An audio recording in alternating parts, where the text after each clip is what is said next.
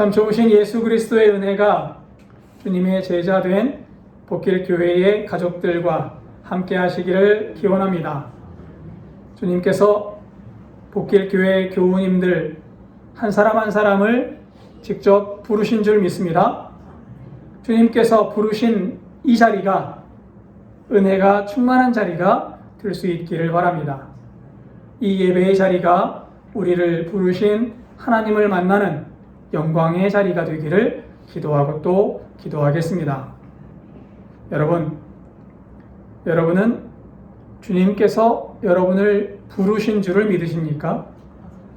그렇다면 주님께서 여러분들을 부르셨다는 말이 어떤 의미라고 생각하십니까? 그냥 주님께서 부르시니까 부르신 거지 라고 생각하시나요? 아니면 주님께서 부르셨다는 말은 특별한 의미가 있다고 생각하시나요? 오늘은 예수님의 부르심의 그 의미가 무엇인지를 생각해 보려고 합니다. 오늘 읽은 본문도 예수님께서 제자를 부르시는 이야기입니다. 9절 말씀입니다. 예수께서 그곳을 떠나 지나가시다가 마테라 하는 사람이 세관에 앉아 있는 것을 보시고 이르시되 나를 따르라 하시니 일어나 따르니라. 세관에 앉아 있었다라는 사실을 볼 때 예수님의 제자인 마태는 세리였던 것 같습니다. 당시의 세리는 사람들의 미움의 대상이었습니다. 죄인의 대명사이기도 했습니다. 원수인 로마를 위해서 일하는 사람들이었기 때문이었고 또 필요 이상의 세금을 거두어서 사람들을 괴롭혔기 때문이기도 했습니다. 또 필요 이상 거둬들인 그 세금으로 자신의 부를 축적했기 때문에 사람들은 세리를 가까이 하지 않았습니다. 보이면 손가락질을 했고 보이면 미워했고 보이면 조롱하고 욕을 했습니다. 이렇게 사람들이 미워하는 세리 마태를 예수님께서 부르신 겁니다. 사람들의 미움만 받던 마태가 예수님의 부르심을 받았을 때 그 마음은 어땠을까요? 그 기분이 어땠을까요? 성경은 마태가 예수님의 부르심을 듣고 일어나 따랐다라고 기록합니다. 일어나 따랐다. 일어났다라고 번역된 그리스어는 아니스테미라고 합니다. 이 단어는 일어났다, 세웠다라는 뜻을 가지고 있는데 성경에서는 부활을 의미하는 단어로 주로 사용되었습니다. 그러니까 오늘 본문에서 마태가 일어나 따랐다라는 말은 자리에서 일어서서 예수님을 따랐다라는 의미이기도 하지만 비유적인 말로는 예수님의 부르심이 마태에게 부활과 같은 경험이었다라는 뜻이에요. 사람들에게 조롱만 당하고 미움만 받고 사람들의 손가락질만 받던 마태가 예수님의 부르심을 듣고 그 마음이 죽어있던 그 마음이 다시 살아나는 경험을 했다라는 거예요. 너무나 기뻐서 죽었다가 살아나는 경험을 했다. 너무나 기뻐서 죽었던 마음이 다시 일어서는 경험을 했다라는 겁니다. 예수님의 부르심에 마태는 죽음에서 다시 살아나는 부활을 경험하는 것 같았습니다. 아무도 상대해 주지 않던 마태를 예수님께서 부르신 겁니다. 조롱과 멸시 속에 살던 마태를 예수님께서 하나님의 백성으로 깨끗한 주의 제자로 부르셨습니다. 마태에게 이것은 마치 죽음과 같은 상황에서 다시 살아난 것과 같은 환희와 기쁨이었습니다. 외로움과 수치스러움에 떨면서 살던 마태가 예수님의 부르심을 듣고 부활을 경험하면서 기쁨에 겨워 예수님을 집으로 초대합니다. 10절입니다. 예수께서 마태의 집에서 앉아 음식을 잡수실 때에 많은 세리와 죄인들이 와서 예수와 그의 제자들과 함께 앉았더니 마태는 예수님을 집으로 초대해서 음식을 대접합니다. 그 자리에는 다른 세리들과 많은 죄인들이 함께 했다라고 성경은 기록합니다.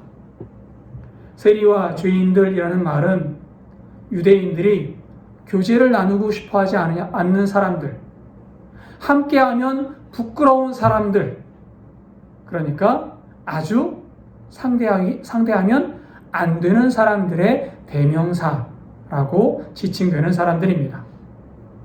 유대인들은 세리와 죄인들을 조롱하고 멀리 했습니다. 하지만 예수님은 세리와 죄인들과 함께 하셨다라고 성경은 기록하고 있는 거예요. 세리와 죄인들로서는 상상할 수도 없는 일이었습니다. 세리와 죄인들은 예수님으로부터 처음 사람 대접을 받았던 거예요. 사람들은 세리와 죄인들이 보이면 멀리 했고 도망 다녔고 손가락질 했고 욕을 했지만 예수님은 그들과 함께 했고 그들과 같은 집에서 식사를 나누고 있는 겁니다. 처음으로 세리와 죄인들이 예수님을 통해서 하나님의 자녀로 인정을 받는 것 같았습니다. 이들의 마음이 얼마나 기쁘고 좋았겠습니까? 이들의 마음이 얼마나 감사했겠습니까? 예수님을 만나는 이 자리는 세리와 죄인들에게는 축제의 자리였고 잔치의 자리였습니다.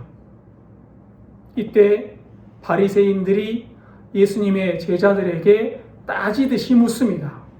11절입니다. 바리새인들이 보고 그의 제자들에게 이르되 어찌하여 너희 선생은 세리와 죄인들과 함께 잡수시느냐? 바리새인들은 예수님께서 왜 죄인들과 함께 식사하느냐라고 묻고 있는 거예요. 예수님은 죄인들과 세리들과 식사하면 안 되는데 우리들은 유대인들은 그들을 멀리해야 하는데 왜 예수님은 그들과 식사하고 있습니까? 해서는 안 될 일을 왜 하고 있습니까? 라고 묻고 있는 겁니다. 이 말을 들으신 예수님께서 대답하십니다. 12절입니다. 예수께서 들으시고 이르시되 건강한 자에게는 의사가 쓸데없고 병든 자에게라야 쓸데있느니라. 의사는 병든 사람을 고치는 사람입니다. 그래서 의사는 병든 사람을 찾아다녀야만 합니다. 예수님은 이어서 말씀하십니다. 13절입니다. 너희는 가서 내가 긍휼을 원하고 제사를 원하지 아니하노라 하신 뜻이 무엇인지 배우라. 나는 의인을 부르러 온 것이 아니요 죄인을 부르러 왔노라 하시니라. 의사가 환자를 찾아다니는 것과 마찬가지로 예수님은 죄인을 부르러 오셨다라고 말씀하고 계십니다. 그런데 여기에서 한 가지 의문이 생깁니다. 여러분, 기독교에서는 모든 사람은 다 죄인이라고 말합니다. 여기 서 있는 이 김동희 목사도 죄인이고 제 앞에 앉아있는 여러분들도 죄인입니다. 바울 사도는 로마서 3장 10절에서 시편을 인용하면서 이렇게 말합니다. 의인은 없나니 하나도 없으며 아담이 하나님의 명령을 거역하고 선악과를 따먹은 이래로 모든 사람은 죄에서 벗어날 수 없습니다. 사람은 누구나 다 죄인인 거예요. 그렇다면 본문에서 예수님께서 나는 의인을 부르러 온 것이 아니다 라고 말씀하실 때에 이 의인은 누구를 말씀하시는 거지요? 세상에 의인이 있나요? 없어요. 그러면 예수님은 의인을 부르러 온 것이 아니다 라고 말씀하시는데 이 의인이 누구예요? 본문에서 예수님께서 말씀하시는 의인은 죄가 없는 사람을 이야기하지 않습니다. 본문의 의인은 스스로 의인이라고 생각하는 사람을 가리키는 말입니다. 잠시 이 말을 설명드려야 할 것 같습니다. 세상 사람들이 모두 죄인이라면 이 죄인에는 두 가지의 종류가 있습니다. 내가 죄인이라는 사실을 아는 죄인, 또 하나는 내가 죄인이라는 사실을 알지 못하는 죄인이 있는 거예요. 세상의 죄인은 두 종류의 죄인으로 나눌 수 있습니다. 하나는 내가 죄인인지를 아는 죄인이 있고, 또 하나는 내가 죄인인지를 모르는 죄인이 있습니다. 병에 걸린 사람을 생각해 볼까요? 병에 걸린 사람은 병원에 가야 되지요. 병원에 가야 병을 고칠 수 있습니다. 그러나 모든 환자가, 병에 걸린 모든 사람이 병원에 가는 것은 아닙니다. 어떤 사람이 병원에 가지요? 내가 병에 걸렸다는 사실을 알고 병을 고쳐야겠다는 간절한 마음이 있는 사람이 병원에 갑니다. 그리고 의사를 만나고 치료를 받습니다. 만약 내가 병에 걸렸지만 병에 걸렸다는 사실을 알지 못한다면 그 사람은 병원에 가지 않을 거예요. 의사를 만나지도 않을 겁니다.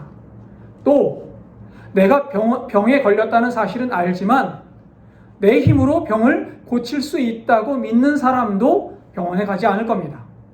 의사를 만나지 않을 겁니다. 마찬가지로 내가 죄인임을 아는 죄인은 병원에 가서 의사를 만나는 환자와 같습니다.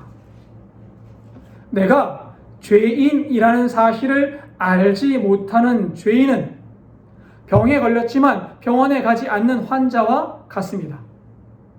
내가 죄인임을 알고 죄인임을 인정하는 사람이 간절한 마음으로 예수님을 찾는 거예요. 예수님 앞에 나아가는 겁니다. 예수님은 내가 환자라는 사실을 아는 환자, 즉 내가 죄인이라는 사실을 아는 죄인을 부르러 오셨다라고 말씀하고 계신 겁니다. 왜 이렇게 말씀하시지요? 예수님께서 아무리 불러도 내가 죄인이라는 사실을 알지 못하는 사람은 예수님께 나오지 않기 때문입니다. 마태는 사람들의 손가락질을 받으며 조롱을 당하면서 자신의 죄를 뼈저리게 느끼고 있었을 겁니다. 내 죄로 인해서 괴로워하고 내 죄로 인해서 내가 이렇게 사람들의 멸시와 조롱을 받는구나 라고 한탄하고 있었을 거예요. 바로 그때 예수님께서 마태를 찾아오신 겁니다. 그리고 마태를 부르셨습니다. 예수님의 부르심에 마태는 죄를 벗어 던지는 부활의 기쁨을 느꼈고 예수님을 바로 따를 수 있었습니다. 예수님은 세상 모든 사람을 구원하시려고 이 땅에 오셨습니다.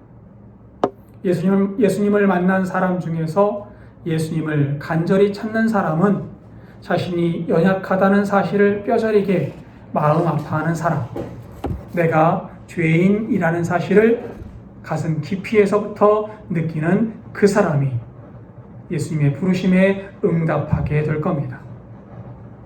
이렇게 자신의 연약함, 죄를 아파하는 사람이 구원의 은혜를 받고 하나님 나라의 영원한 생명을 얻게 되는 겁니다.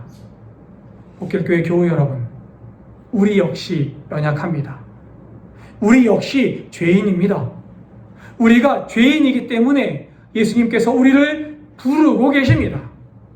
죄를 사하시려고, 영원한 생명을 주시려고 우리를 부르고 계십니다. 이 시간 우리를 부르고 계신 예수님의 부르심에 주님, 제가 여기 있습니다 라고 응답하는 복길교회 교우님들 되시기를 바랍니다. 나는 죄인입니다. 내 힘으로는 나의 죄를 어찌할 수 없습니다. 그러하오니 주님의 부르심에 내가 응답합니다 라고 말할 수 있기를 바랍니다. 오늘 나의 죄를 바로 깨닫고 나 같은 죄인을 찾아오신 예수님을 영접하시는 복길교회 교우님들 되시기를 바랍니다. 14절도 읽겠습니다. 그때에 요한의 제자들이 예수께 나와 이르되 우리와 바리새인들은 금식하는데 어찌하여 당신의 제자들은 금식하지 아니하나이까? 그때에 라는 말은 예수님께서 마태의 집에서 식사하실 때 또는 바리새인들과 논쟁하고 계실 때라는 말이에요.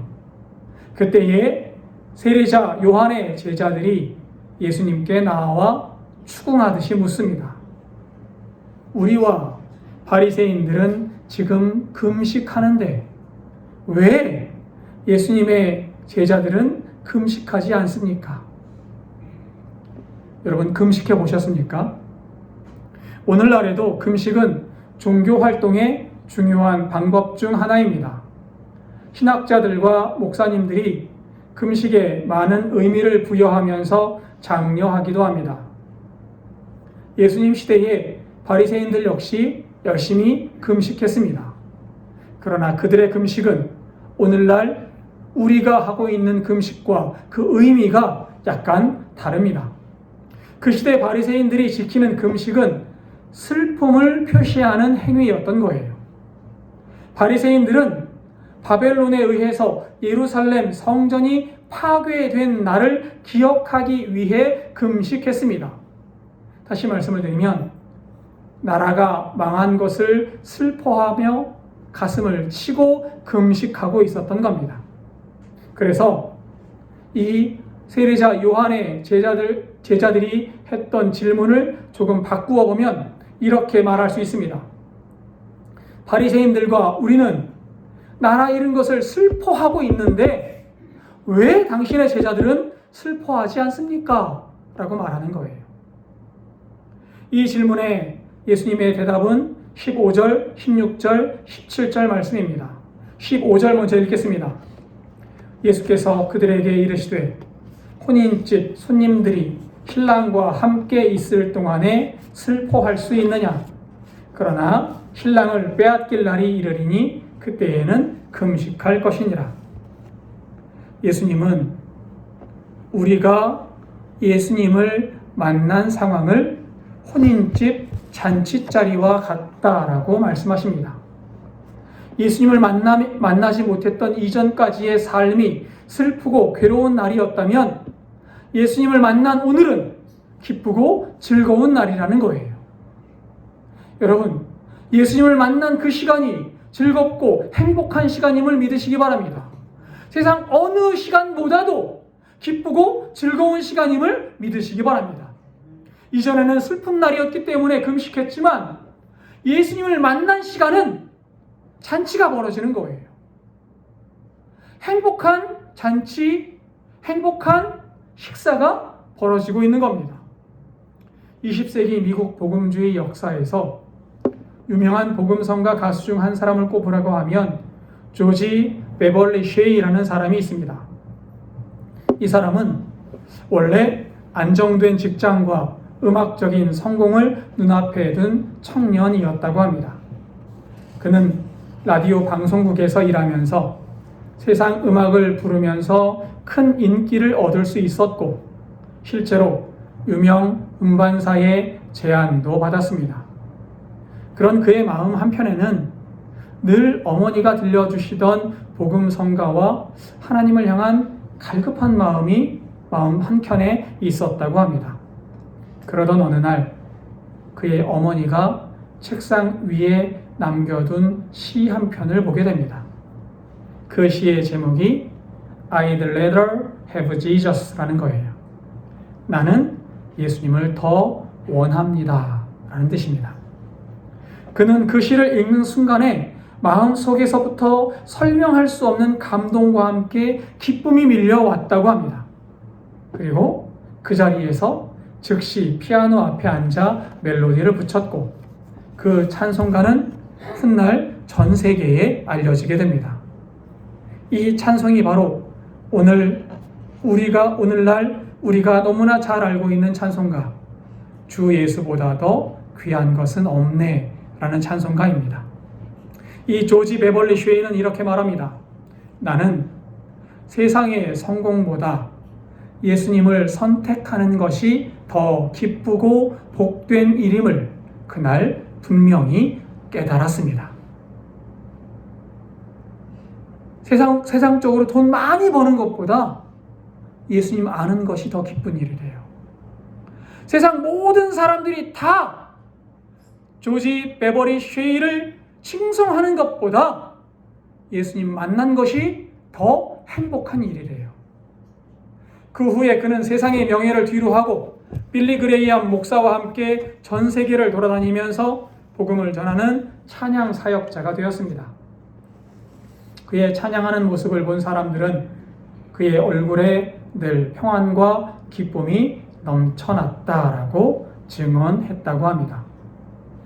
여러분, 예수님을 믿는 일은 세상 그 무엇보다 기쁜 일입니다. 예수님의 부르심은 마치 잔치와 같이 즐겁고 기쁜 사건임을 믿으시기 바랍니다. 하지만 바리새인들은 이 기쁨을 이해하지 못했습니다.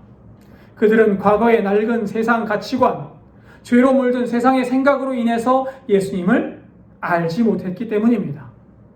예수님의 구원은 폭발적인 생명력이 있어서 낡은 전통의 틀로는 감당할 수 없는데도 그들은 예수님을 알지 못하고 예수님을 만난 기쁨을 느끼지 못했던 겁니다. 그래서 예수님은 이어서 이렇게 말씀하십니다. 16절과 17절입니다. 생배 조각을 낡은 옷에 붙이는 자가 없나니 이는 기운 것이 그 옷을 당기어 헤어짐이 더하게 됨이요 새 포도주를 낡은 가죽 부대에 넣지 아니하나니 그렇게 하면 부대가 터져 포도주도 쏟아지고 부대도 버리게 됨이라. 새 포도주는 새 부대에 넣어야 둘이 다 보존되느니라. 낡은 옷과 낡은 가죽 부대는 옛 시대, 옛 사람들, 죄의 모습을 상징하는 말입니다. 그리고 생배, 새 포도주는 예수님께서 허락하시는 새로운 세상을 의미합니다. 생배 조각을 낡은 옷에 붙이면 어떻게 된다고 말씀하십니까? 옷이 헤어집니다. 그러니까 옛 생각으로, 죄스러운 세상의 생각으로 하나님 나라에 들어갈 수 없다는 거예요. 새 포도주를 낡은 부대에 담으면 포도주가 어떻게 된다고 말씀하십니까? 부대가 터져서 포도주가 쏟아진다고 말씀하세요. 죄스러운 생각으로는 하나님의 부르심에 응답할 수 없다는 거예요. 예수님을 만나기 전에 가지고 있던 세상의 생각과 가치관을 가지고는 예수님께서 초대하신 세계로 들어갈 수 없습니다. 예수님께서 부르시는 나라에 가려면 완전한 새 사람으로 거듭나야 하는 겁니다. 그래서 주님은 죄인을 부르셔서 죄를 씻어 주십니다. 죄인을 부르셔서 의인으로 거듭나게 하시는 겁니다. 이전의 내가 아닌 새로워진 나, 하나님의 자녀로 새롭게 태어난 나로 완전히 변화시켜 주시는 겁니다. 주님의 부르심에 응답하신 여러분들은 주님께서 깨끗하게 해주신 줄 믿습니다. 여러분들을 깨끗하게 해주셔서 주님께서 보여주시는 새로운 세상, 완전한 세상, 하나님 나라에 들어갈 수 있는 사람들로 만들어주신 줄 믿습니다. 복길교회 교우 여러분, 예수님은 지금도 죄인을 부르고 계십니다. 자신이 죄인임을 알고 은혜를 사모하는 사람을 예수님은 부르고 계십니다. 예수님은 죄인 마태를 부르셨습니다. 세관에 앉아있던 마태를 세상은 죄인이라 불렀지만 예수님은 하나님의 자녀라고 부르셨습니다. 그리고 제자로 불러주셨습니다. 사람들은 외면했지만 예수님은 지나치지 않으셨습니다. 그리고 나를 따르라 하는 그 한마디로 마태의 인생을 완전히 새롭게 하셨습니다. 이렇게 마태를 부르신 예수님께서 오늘도 우리를 부르고 계십니다. 우리가 완전해서가 아닙니다. 우리가 의로워서가 아닙니다. 오히려 연약하고 부족하고 죄 가운데 있는 우리를 부르셔서 새 생명으로, 새 삶으로, 새 시대 안으로 우리를 초대하고 계신 겁니다. 예수님의 부르심으로 인해서 우리는 새로운 존재가 되었고 새로운 세상 하나님 나라에 들어가게 될 겁니다. 완전한 기쁨과 영원한 생명에 참여하게 될 겁니다. 그러므로 사랑하는 교우 여러분, 이제 옛사람을, 세상의 가치를 붙들고 살지 마십시오. 죄와 슬픔과 절망의 시대에 머물러 있지 마십시오. 세상의 모습을 보며 절망하지 마십시오. 세상의 모습을 보며 눈물 흘리지 마십시오.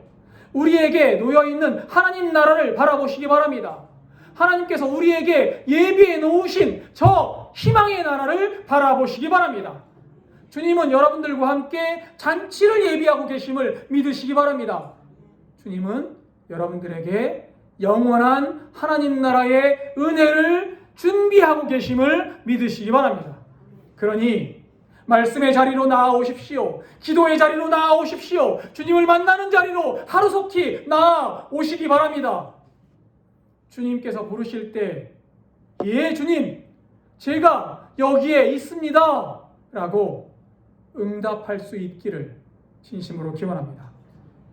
순종의 자리로 나아가서 주님의 부르심에 응답하며 하늘나라 잔치에 온전하게 참여하는 복길교회 교우님들 다 되시기를 진심으로 기원합니다. 기도하겠습니다.